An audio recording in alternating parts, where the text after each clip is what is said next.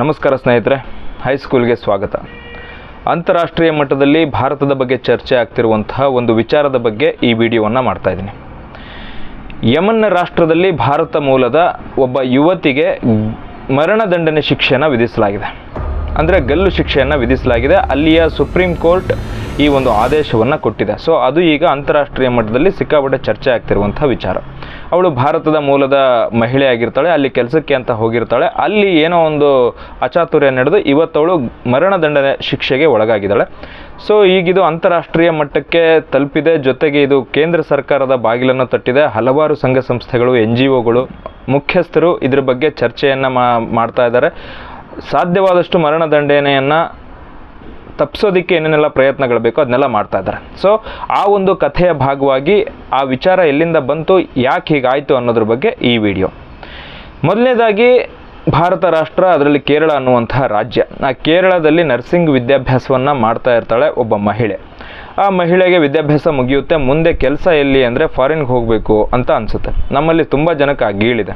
ಫಾರಿನ್ಗೆ ಹೋಗ್ಬಿಟ್ರೆ ಚೆನ್ನಾಗಿರ್ತೀವಿ, ನಮ್ಮದೊಂದು ಡಿಗ್ನಿಟಿ ಚೆನ್ನಾಗಿರುತ್ತೆ, ಊರಲ್ಲಿ ಒಂದು ಮರ್ಯಾದೆ ಇರುತ್ತೆ, ನಮ್ಮ ಸಂಬಂಧಿಕರಲ್ಲಿ ಒಂದು ದೊಡ್ಡದಾಗಿ ನಾವೇನೋ ಗತ್ತಲ್ಲಿ ಮೆರಿಬೋದು ಅನ್ನೋದು. ಈ ಥರದ ಅನೇಕ ಚಿಲ್ಲರೆ ಕಾರಣಗಳಿಂದ ನಾವು ಫಾರಿನ್ಗೆ ಹೋಗಬೇಕು ಅಂತಲೇ ಅನ್ಕೋತೀವಿ. ಬಿಕಾಸ್ ಅಲ್ಲಿ ಫಾರಿನ್ಗೆ ಹೋಗೋದಕ್ಕೆ ನಮಗೆ ಕಾರಣ ಏನು ಅಂತ ಡೈರೆಕ್ಟಾಗಿ ಕೇಳಿದ್ರೆ ಏನೂ ಇರೋಲ್ಲ, ಇಂಥದ್ದೇನೋ ಒಂದು ಕಾರಣ ಇರುತ್ತೆ. ಸೊ ಹಾಗೆ ಫಾರಿನ್ಗೆ ಕೆಲಸಕ್ಕೆ ಹೋಗಬೇಕು ಅಂದ್ಕೊಂಡಂತಹ ಈ ಮಹಿಳೆ ತನ್ನ ಒಂದು ಸಂಪರ್ಕಗಳಲ್ಲಿ ಎಲ್ಲವನ್ನು ಪ್ರಯತ್ನ ಮಾಡಿದಾಗ ಯಮನ್ ದೇಶಕ್ಕೆ ಹೋಗಬಹುದು ಅನ್ನೋದು ಗೊತ್ತಾಗುತ್ತೆ. ಅಲ್ಲಿಗೆ ಬೇಕಾದಂಥ ಪ್ರಿಪ್ರೇಷನ್ಗಳನ್ನು ಮಾಡ್ಕೋತಾಳೆ.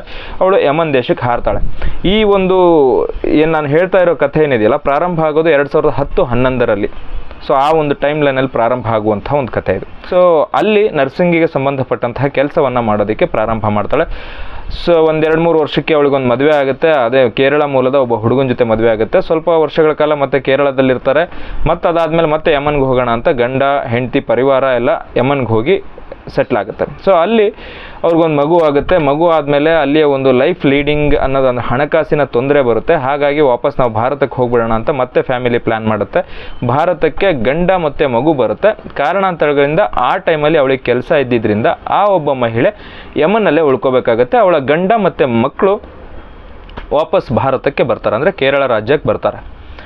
ಹೀಗೆ ಕಾರಣಾಂತರಗಳಿಂದ ಯಮನ್ನಲ್ಲೇ ಉಳ್ಕೊಂಡಂತಹ ಅವಳು ಅದಾದಮೇಲೆ ವೀಸಾ ತೊಗೊಳಕ್ಕೆ ಅಂತ ಟ್ರೈ ಮಾಡಿದ್ರೆ ಆ ಒಂದು ಟೈಮಲ್ಲಿ ಯಮನ್ನ ಆಂತರಿಕ ಸಮಸ್ಯೆಗಳು ಹೆಚ್ಚಾಗ್ತವೆ. ರಾಜತಾಂತ್ರಿಕವಾಗಿ ಆ ದೇಶಕ್ಕೆ ಅನೇಕ ಥ್ರೆಟ್ಗಳು ಪ್ರಾರಂಭ ಆಗ್ತಾರೆ. ಒಂಥರ ಅಂತರ ಯುದ್ಧನೇ ಪ್ರಾರಂಭ ಆಗಿರುತ್ತೆ. ಸೊ ಹಾಗಾಗಿ ದೇಶದಿಂದ ಹೊರಗೆ ಹೋಗೋರಿಗೆ ಮತ್ತು ಒಳಗೆ ದೇಶಕ್ಕೆ ಬರೋರಿಗೆ ವೀಸಾವನ್ನು ಒಂದು ಕೆಲವಷ್ಟು ಸಮಯದ ಒಂದು ಸೀಮಿತ ಅವಧಿಗೆ ಸ್ಟಾಪ್ ಮಾಡ್ತಾರೆ. ಸೊ ಹಾಗಾಗಿ ಇವಳಿಗೆ ವೀಸಾ ಸಿಗಲ್ಲ.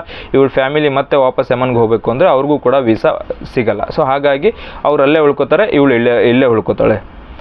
ಸೊ ಹೀಗೆ ಹಲವಾರು ತಿಂಗಳುಗಳಾದಮೇಲೆ ಅವಳಿಗೆ ಅನಿಸುತ್ತೆ, ನಾನೇ ಒಂದು ಬಿಸ್ನೆಸ್ಸನ್ನು ಪ್ರಾರಂಭ ಮಾಡೋಣ. ನಾನು ಏನು ನರ್ಸಿಂಗ್ ಒಂದು ನನ್ನ ಎಕ್ಸ್ಪೀರಿಯೆನ್ಸ್ ಇದೆ, ಅದೇ ಅವ್ರಿಗೆ ವರ್ಕ್ ಎಕ್ಸ್ಪೀರಿಯೆನ್ಸ್ ಮೇಲೆ ಒಂದು ಕ್ಲಿನಿಕ್ಕನ್ನು ಓಪನ್ ಮಾಡೋಣ ಅನ್ನೋ ಒಂದು ಐಡಿಯಾ ಬರುತ್ತೆ.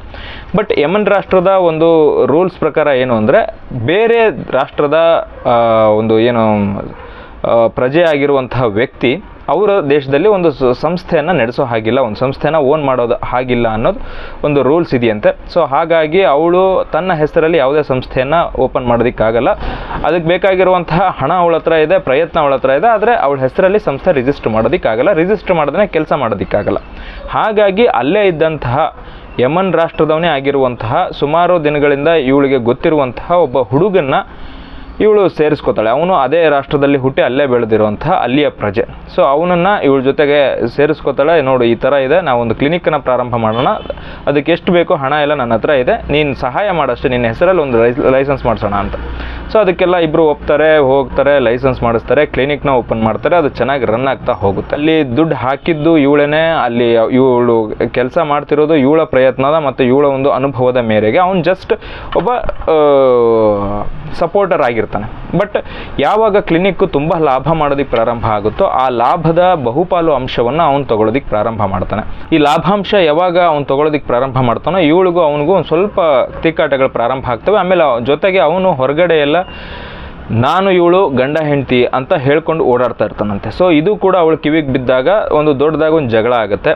ಸೊ ಅದಕ್ಕೆ ಒಂದು ಪೊಲೀಸ್ ಸ್ಟೇಷನ್ ಕಂಪ್ಲೇಂಟು ಅದು ಇದು ಅಂತ ಹೋದಾಗ ಅಲ್ಲಿ ಕೂಡ ಇವಳು ಯಮನ್ ದೇಶದ ಪ್ರಜೆ ಆಗಿಲ್ಲ, ಆ ಕಾರಣಕ್ಕೋಸ್ಕರ ಇವಳ ಒಂದು ಕಂಪ್ಲೇಂಟನ್ನು ಆ ರಾಷ್ಟ್ರದಲ್ಲಿ ಮಾನ್ಯ ಮಾಡೋದಿಲ್ಲ ಮತ್ತು ಇವಳಿಗೆ ಬುದ್ಧಿ ಹೇಳಿ ವಾಪಸ್ ಕಳಿಸ್ತಾರೆ. ಸೊ ಹಾಗಾಗಿ ಅವಳಿಗೆ ಗೊತ್ತಾಯಿತು ಈ ಪೊಲೀಸ್ ಸ್ಟೇಷನ್ನು ಇನ್ನೊಂದು ಮತ್ತೊಂದ್ರೆ ನನಗೆ ನ್ಯಾಯ ಸಿಗೋದಿಲ್ಲ ಅಂತ. ಹಾಗಾಗಿ ಅವಳು ವಾಪಸ್ ಭಾರತಕ್ಕೆ ಬಂದುಬಿಡೋಣ ಅನ್ನೋ ಒಂದು ಎಸ್ಟಿಮೇಷನಲ್ಲಿ ಇರ್ತಾಳೆ. ಬಟ್ ಆ ಟೈಮಲ್ಲಿ ಗೊತ್ತಾಗುತ್ತೆ ಇವಳ ಒಂದು ಪಾಸ್ಪೋರ್ಟನ್ನು ಅವನು ಯಾವತ್ತೋ ಎತ್ತಿ ಅವನ ಹತ್ರನೇ ಇಟ್ಕೊಂಡ್ಬಿಟ್ಟಿದ್ದಾನೆ. ಅಂದರೆ ಇವಳು ಎಲ್ಲಿಗೂ ಹೋಗಬಾರ್ದು, ಇವಳು ಇಲ್ಲೇ ಇರಬೇಕು ಅನ್ನೋ ಒಂದು ಉದ್ದೇಶದಿಂದ, ದುರುದ್ದೇಶದಿಂದ ಅವಳ ಪಾಸ್ಪೋರ್ಟನ್ನು ಕೂಡ ಕದ್ದು ಯಾವಾಗೋ ಇಟ್ಕೊಂಡ್ಬಿಟ್ಟಿದ್ದಾನೆ. ಸೊ ಇವಳಿಗೆ ಪಾಸ್ಪೋರ್ಟ್ ಇಲ್ಲ. ಸೊ ಪಾಸ್ಪೋರ್ಟ್ ಇಲ್ಲ ಅಂದರೆ ದೇಶ ಬಿಡೋದಕ್ಕಾಗಲ್ಲ. ಸೊ ಹೀಗಾಗಿ ಆ ಪಾಸ್ಪೋರ್ಟನ್ನಾರು ನಾನು ತಗೊಳ್ಳೋಣ ಅನ್ನೋ ಒಂದು ಉದ್ದೇಶದಿಂದ ಇವಳು ಅವನಿಗೆ ಮತ್ತು ಬರುವಂತಹ ಒಂದು ಇಂಜೆಕ್ಷನನ್ನು ಕೊಡ್ತಾಳಂತೆ. ಅಂದರೆ ಇವಳು ಬೇಸಿಕಲಿ ನರ್ಸ್ ಆಗಿರೋದ್ರಿಂದ ಇವಳಿಗೆ ಅದ್ರ ಬಗ್ಗೆ ಮಾಹಿತಿ ಇದ್ದಿರಬಹುದು. ಸೊ ಹಾಗಾಗಿ ಅವನಿಗೆ ಮತ್ತು ಬರುವಂತಹ ಒಂದು ಇಂಜೆಕ್ಷನನ್ನು ಅವನಿಗೆ ಕೊಡ್ತಾರೆ. ಬಟ್ ದುರಾದೃಷ್ಟವಶಾತ್ ಆ ಒಂದು ಡೋಸೇಜ್ ಹೆಚ್ಚು ಕಡಿಮೆ ಆಗಿ ಅವನು ಪ್ರಾಣ ಕಳ್ಕೊತಾನೆ. ಸೊ ಅವನಿಗೆ ಪ್ರಾಣ ಹೋದ್ಮೇಲೆ ಇವಳಿಗೆ ಏನು ಮಾಡಬೇಕು ಅಂತ ಗೊತ್ತಾಗಲ್ಲ. ಅವನ ದೇಹವನ್ನು ತುಂಡು ತುಂಡಾಗಿ ಕತ್ತರಿಸಿ ಒಂದು ಸಂಪಿನ ಒಳಗೆ ಹಾಕಿ ಇವಳು ಅಲ್ಲಿಂದ ತುಂಬ ದೂರದ ಒಂದು ಊರಿಗೆ ಹೋಗಿ ಮತ್ತು ಅದೇ ನರ್ಸಿಂಗ್ ಕೆಲಸವನ್ನು ಮಾಡ್ಕೊಂಡು ಒಂದು ಹಾಸ್ಪಿಟಲಲ್ಲಿ ನರ್ಸ್ ಆಗಿ ಜಾಯ್ನ್ ಆಗ್ತಾಳೆ. ಸೊ ಇಲ್ಲಿಗೆ ಅವಳ ಒಂದು ಬ್ಯಾಡ್ ಟೈಮ್ ಪ್ರಾರಂಭ ಆಯಿತು. ಅದಾದಮೇಲೆ ಸುಮಾರು ದಿನಗಳಾದಮೇಲೆ ಅದು ಒಂದು ದೇಹ ಸಿಗುತ್ತೆ, ಅದ್ರ ಬಗ್ಗೆ ಇನ್ವೆಸ್ಟಿಗೇಷನ್ ಆಗುತ್ತೆ, ಮಾಡಿರೋದು ಯಾರು ಅಂತ ಗೊತ್ತಾಗುತ್ತೆ. ಆಮೇಲೆ ಇವಳನ್ನ ಲಾಕ್ ಮಾಡಿ ಜೈಲಿಗೆ ಹಾಕ್ತಾರೆ. ಸೊ 2015-16ರಲ್ಲಿ ಇವಳು ಜೈಲಿಗೆ ಹೋಗ್ತಾಳೆ. ಅದಾದಮೇಲೆ ಅಲ್ಲಿಂದ ಇಲ್ಲಿವರೆಗೂ ಟ್ರಯಲ್ ನಡೀತಾ ಇತ್ತು. ಇವಳ ಪರ ವಿವಾದಗಳು ನಡೀತಾ ಇದ್ವು. ಈಗ ಮೊನ್ನೆ ಶಿಕ್ಷೆ ಖಚಿತ ಆಗಿದೆ, ಅವಳಿಗೆ ಮರಣದಂಡನೆ ಕೊಡಬೇಕು ಅಂತ. ಸೊ ಮರಣದಂಡನೆ ಅಂದರೆ ಗಲ್ ಶಿಕ್ಷೆಯನ್ನು ಕೊಡಬೇಕು ಅಂತ ಆಯಿತು. ಹಾಗಾಗಿದ್ದಾಳೆ ನೋಡಿ, ಯಾವುದೋ ಒಂದು ಸಿಲ್ಲಿ ರೀಸನ್ಗೋಸ್ಕರ ಏನೋ ಮಾಡೋಕ್ಕೆ ಹೋಗಿ ಇನ್ನೊಂದೇನೋ ಆಯಿತು. ಈಗ ಒಬ್ಬಂಟಿ ಮಹಿಳೆಯವಳು, ಇವರ ಫ್ಯಾಮಿಲಿನೂ ಕೂಡ ಇಲ್ಲೇ ಭಾರತದಲ್ಲೇ ಇದೆ, ಬೇರೆ ಬೇರೆ ಪ್ರಯತ್ನಗಳನ್ನು ಮಾಡ್ತಿದ್ದಾರೆ. ಆದರೂ ಕೂಡ ಆ ರಾಷ್ಟ್ರದಲ್ಲಿ ಅದರದ್ದೇ ಆದಂಥ ಒಂದು ಕಾನೂನು ಇರುತ್ತೆ. ನಮ್ಮ ರಾಷ್ಟ್ರದವರ ಮಾತು ಕೇಳಬೇಕು ಅನ್ನೋದೇನಿರಲ್ಲ. ಬಟ್ ಪ್ರಯತ್ನ ಅಂತೂ ನಡೀತಾ ಇದೆ. ಇದು ಮರಣದಂಡನೆಯಿಂದ ಹೊರಗೆ ಬರೋದು ತುಂಬ ಕಷ್ಟ ಅಂತ ಮೇಲ್ನೋಟಕ್ಕೆ ಕಾಣಿಸ್ತಾ ಇದೆ. ಮುಂದಿನ ದಿನಗಳಲ್ಲಿ ಏನೇನಾಗುತ್ತೋ ಗೊತ್ತಿಲ್ಲ. ಸೊ ಇಲ್ಲಿ ನಾವು ತಿಳ್ಕೊಬೇಕಾಗಿರೋ ಎಂಡ್ ಆಫ್ ದ ಕನ್ಕ್ಲೂಷನ್ ಏನು ಅಂದರೆ, ಇದಕ್ಕೆ ಮೊದಲನೇದಾಗಿ ನಮ್ಮ ಊರನ್ನೇ ನಾವು ಸರಿಯಾಗಿ ತಿಳ್ಕೊಂಡಿರಲ್ಲ. ಇಲ್ಲೇ ನಮಗೆ ಸಮಸ್ಯೆಗಳಾದಾಗಲೂ ಕೂಡ ನಾವು ಸ್ವಲ್ಪ ವಿಚಲಿತರಾಗ್ತೀವಿ. ಹಂಗಿದ್ದಾಗ ನಾವು ಬೇರೆ ರಾಷ್ಟ್ರಗಳಿಗೆ ಹೋಗಿ ಚೆನ್ನಾಗಿರ್ತೀವಿ ಅಂತ ನಮಗೆ ಯಾವ ಥರ ಅನಿಸುತ್ತೆ, ಯಾಕೆ ನಾವು ಅನ್ಕೋಬೇಕು? ಅದಕ್ಕೆ ಬಂಡ ಧೈರ್ಯ ಅಂತ ಹೇಳಲೇಬೇಕಾಗತ್ತೆ. ಬಿಟ್ಟರೆ ಏನೂ ಹೇಳೋದಕ್ಕಾಗಲ್ಲ. ನಮ್ಮೂರಲ್ಲಿ ಸಮಸ್ಯೆ ಆದರೆ ನಮಗೆ ಸಿಕ್ಕಾಪಟ್ಟೆ ಕಳವಳ ಆಗುತ್ತೆ, ಏನು ಮಾಡಬೇಕು ಅಂತ ಗೊತ್ತಾಗಲ್ಲ. ಇಲ್ಲೇ ಸೂಸೈಡ್ ಮಾಡ್ಕೊಳ್ಳೋರ ಸಂಖ್ಯೆನೇ ಹೆಚ್ಚಿದೆ. ಹಂಗಿದ್ದಾಗ ಯಾವುದೋ ತಿಳಿದೇ ಇರೋ ರಾಷ್ಟ್ರಕ್ಕೆ ಹೋಗಿ ನಮ್ಮವರಲ್ಲ ತಮ್ಮವರಲ್ಲ ಅಂಥ ರಾಷ್ಟ್ರಕ್ಕೆ ಹೋಗಿ ನಾವು ಚೆನ್ನಾಗಿ ಬದುಕ್ತೀವಿ ಅಂತ ಹೇಗೆ ಅನ್ಕೋತೀವಿ ಅದು ನಮಗೆ ಗೊತ್ತಿಲ್ಲ. ಇದಾಗಿತ್ತು ಇಂದಿನ ವಿಡಿಯೋದ ಮಾಹಿತಿ. ಈ ವಿಡಿಯೋ ನಿಮಗೇನಾದರೂ ಇಷ್ಟ ಆದರೆ, ಇನ್ಫಾರ್ಮೇಟಿವ್ ಅನಿಸಿದ್ರೆ ಶೇರ್ ಮಾಡಿ, ಲೈಕ್ ಮಾಡಿ, ಕಮೆಂಟ್ ಮಾಡೋದನ್ನ ಮರಿಬೇಡಿ. ನಮ್ಮ ಚಾನಲ್ಗೆ ಸಬ್ಸ್ಕ್ರೈಬ್ ಆಗಿ. ಜೈ ಹಿಂದ್.